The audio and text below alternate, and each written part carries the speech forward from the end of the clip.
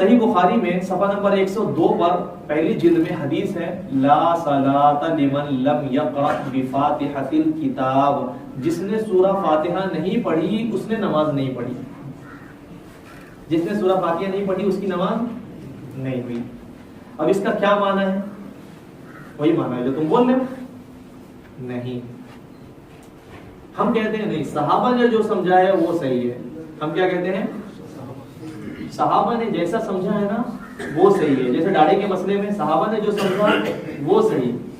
ایک طرف صحابی کی سوچ ہے، دوسری طرف وہابی کی سوچ ہے. ہم یہ کہتے ہیں صحابی کی سوچ پہ آ جاؤ. ہم کیا کہتے ہیں؟ صحابی کی سوچ پہ آ جاؤ. اب دیکھیے یہ جو حدیث ہے، اس حدیث کا معنی صحابی کیا بیان کرتے ہیں اور تابعین کیا بیان کرتے ہیں. جابر بن عبداللہ رضی اللہ تعالی عنہ صحابی ہیں. جابر بن عبداللہ رضی اللہ تعالی عنہ فرماتے ہیں اللہ کے نبی صلی اللہ علیہ وسلم نے یہ جو بیان فرمایا ہے کہ جس نے سورہ فاتحہ نہیں پڑھی اس کی نماز نہیں ہوئی، یہ مقتدی کے لیے نہیں ہے، یہ اکیلے کے لیے ہے.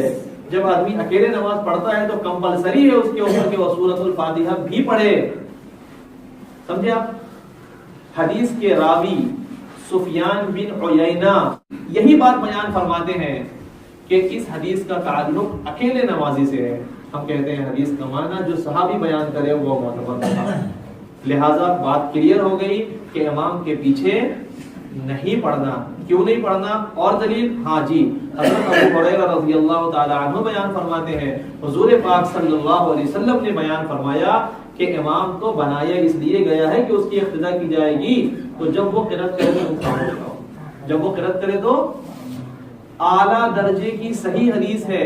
امام نسائی رحمۃ اللہ علیہ نے سنن نسائی میں اس کو جگہ دیا ہے اور چیپٹر جو باندھا ہے اس کا نام دیا ہے باب تعبیر قول اللہ عز وجل واذا قرئ القرآن فاستمعوا له وانصتوا لعلكم ترحمون، کہ اللہ رب العزت نے جو یہ بیان فرمایا کہ جب امام پڑھا جائے تو تم خاموش رہو. اس حدیث کا معنی یہ ہے کہ جب امام پڑھے اور تم مقتدی رہو تو تمہیں خاموش رہنا ہے. کتنی آسان سی بات ہے.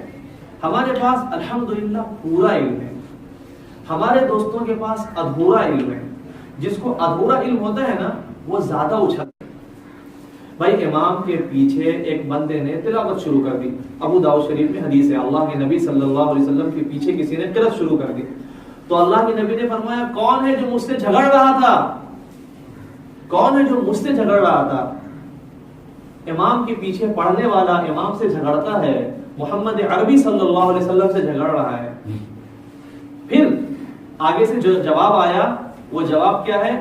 کوئی ایک انجان آدمی وہاں کھڑا ہوا اور کھڑا ہو کے کہنے لگا یا رسول اللہ میں نے پڑھا تھا. یہ بھی اس بات کی دلیل ہے کہ امام کے پیچھے اگر پڑھنا یہ اصل ہوتا تو سب پڑھ رہے ہوتے، مشہور صحابی پڑھ رہے ہوتے، لیکن جو کھڑا ہوا جواب دینے کے لیے کوئی اجنبی تھے. تو یہ بھی اس بات کو بتا رہی ہے کہ امام کے پیچھے نہ پڑھنا اصل ہے. اور سمجھ میں آئی بات؟ یہ ہو گیا.